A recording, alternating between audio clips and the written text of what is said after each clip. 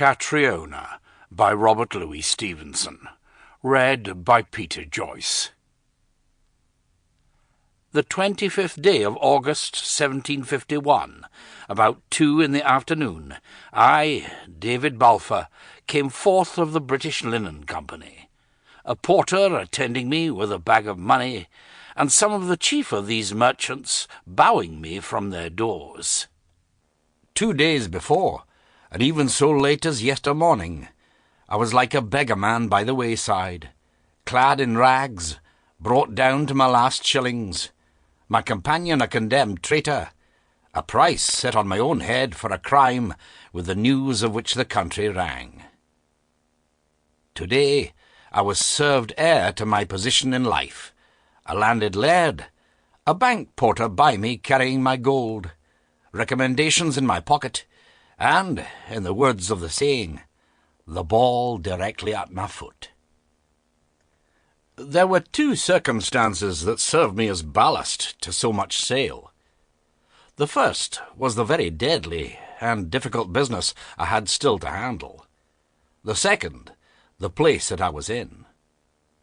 The tall black city, and the numbers and movement and noise of so many folk, made a new world for me, after the moorland braes, the sea sands, and the still countrysides that I'd frequented up to then.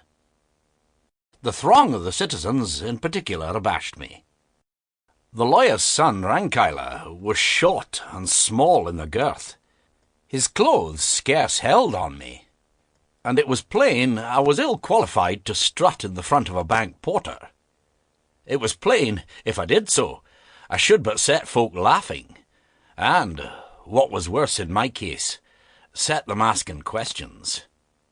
So that I behoved to come by some clothes of my own, and in the meanwhile to walk by the porter's side and put my hand on his arm as though we were a pair of friends. At a merchant's in the Luckin booths I had myself fitted out. None too fine, for I had no idea to appear like a beggar on horseback, but comely and responsible, so that servants should respect me. Thence to an armourer's, where I got a plain sword, to suit with my degree in life.